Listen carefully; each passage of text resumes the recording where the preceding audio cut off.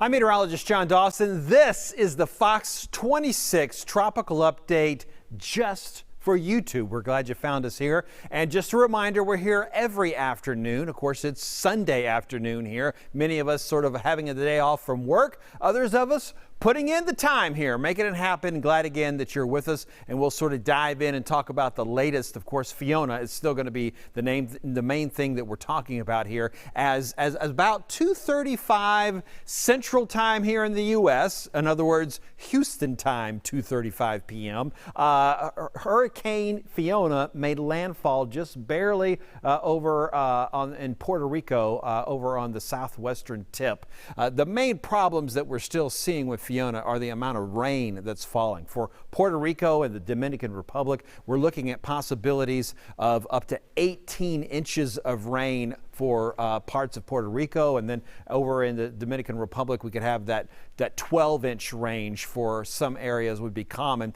There's also the threat of the winds for sure, as we've got hurricane warnings that are up for both of these countries, and then even moving further as we go up to the northwest, we're continuing to see the hurricane warnings as well as possibilities, as we're definitely expecting Fiona to pretty much stay on the same track that we've been seeing, where we're going to continue more of a northwest and then eventually a north, and then curving up into the northeast, going to be able to avoid the east coast of the U.S. These are, again, our computer models. Currently, we're looking at a Category 1 hurricane.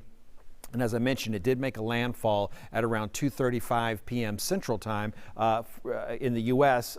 Time, at least, over in Puerto Rico, the southwestern sort of corner there. Sort of hard to really pick out that very clear eye. It's not really there. And again, we've continued to see that with this storm kind of getting blown apart a little bit with the upper level winds. But as it begins to kind of pull away a little bit more from the Dominican Republic, the expectations are that it would become even more organized, and you can see the strength becoming a Category 2 once we get a little bit further down the line, about 24 hours from now, possibly seeing that. So maximum sustained winds at the 4 p.m. update is 85 miles an hour. The movement is about 9 miles an hour to the northwest, and that pressure continues to be low at 986. As we kind of back up, get a bigger picture here, as we pretty much, again, following very similar trends of those computer models. The official track from the National Hurricane Center does allow the strengthening all the way to a Category 3 storm. So even when it's close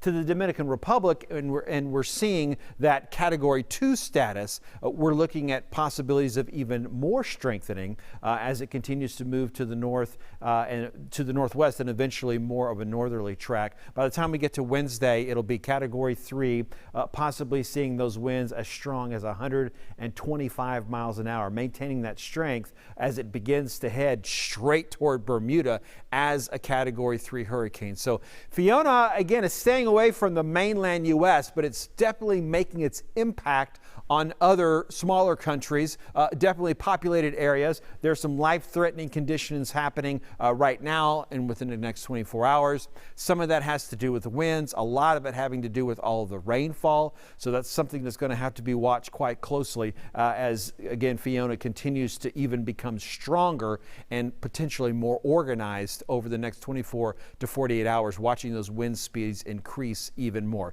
So for the most part, that's about all that we've got happening. There is one other tropical wave that the National Hurricane Center is keeping an eye on, even further out in the central Atlantic. Right now, only giving it a 10% chance over the next 5 days that it would develop into anything that is officially tropical. So again, this is one of those waves the Hurricane Center's showing, but it's not something that they're high probabilities that it would develop into the next named storm.